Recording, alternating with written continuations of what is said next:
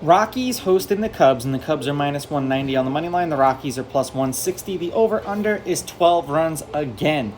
The Cubs, laying a run and a half on the run line, are minus 122, meaning if you bet them that way, they have to win this game by a minimum of 2. And the Rockies, getting a run and a half on the run line, are plus 102, meaning if you bet them that way and they win this game outright, you win. They lose by 1, you win. Now, these are the overnight odds. They're going to change the closer we get to first pitch tomorrow.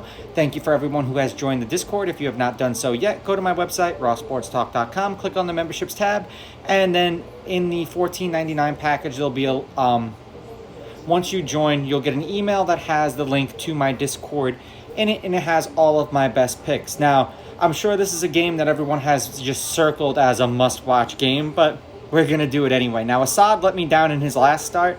He did pitch once against the Rockies last year. 2 innings, 4 runs, 4 earned. They lost that game 4-3.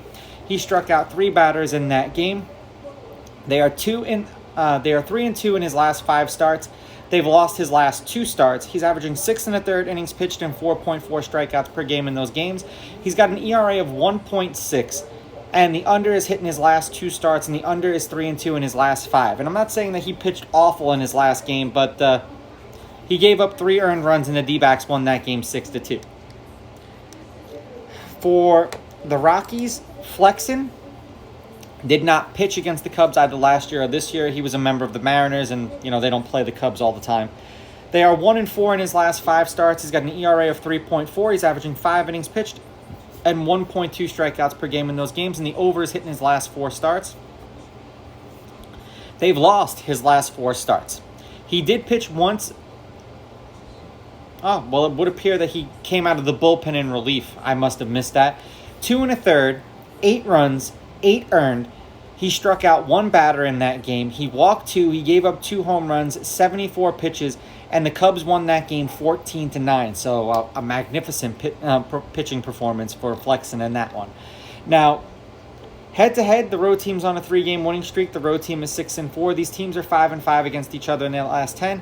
The favorite is 5-5 on the money line. The underdog, getting a run and a half on the run line, is 8-2. There have been 4 one-run games in their last 10 meetings, including the last 2 that they played against each other. And the Rockies pretty much had this game most of the game.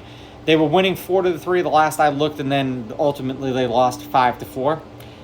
The under is 6-3-1, and the under 12 is 8-2. And now for those who are concerned about the wind, because I would be in Colorado, the wind is blowing out at 8.1 miles per hour, and then it kicks up to like 9 miles per hour. The game they played today, like I said, the Cubs won 5-4. The 2 previous to that, the Rockies won 4-3 and 3-1. The Cubs are, when this loads, 6-4 in their last 10. The under is 8-2 in their last 10. They're 2-2 in their last 4, and they've won their last 2 games.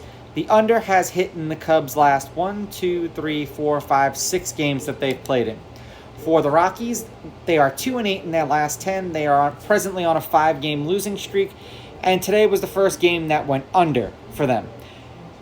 I'm going to take the Cubs with the money line. I'm going to take the Cubs laying the runs.